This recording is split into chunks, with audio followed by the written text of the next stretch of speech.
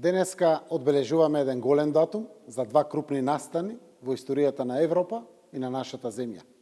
9. мај, денот на победата над фашизмот и ден на Европа. Датум впишан со златни букви во историјата на напредна Европа, како датум за паметење на милионите жртви.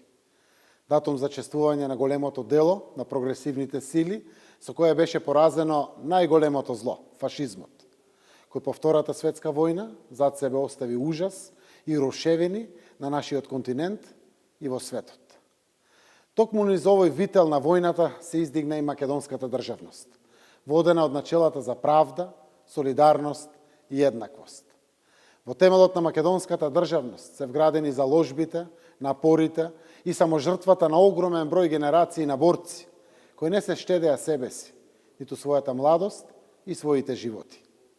Врз пепелот и чадот од војната, кој се уште се креваше над домовите на европејците и на македонските граѓани, на 9. мај 1950 година францускиот министер за надворешни работи Роберт Шуман повика да почне изградбата на нова Европа.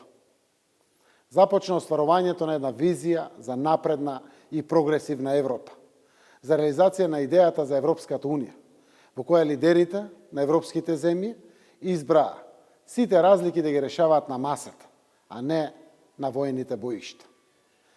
Денес Република Северна Македонија е меѓународно призната држава со сите постулати на државност, со кристална и недвосмислена потврда за македонскиот јазик и за македонскиот идентитет. Горди сме на нашето учество во големата светска антифашистичка коалиција и затоа имаме силни причини да славиме и да бидеме дел од одбележувањата ширум Европа.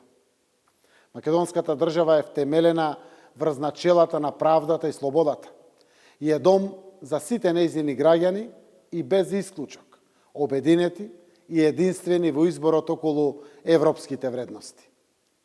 Оваа генерација направи непоколеблив избор со членството во НАТО и силно ја потврди определбата за напредок и благосостојба во европското семејство, во Европската унија. Нашиот природен дом е Европската унија меѓу просперитетните европски нации. Нека ни е честит 9. мај, ден на Европа.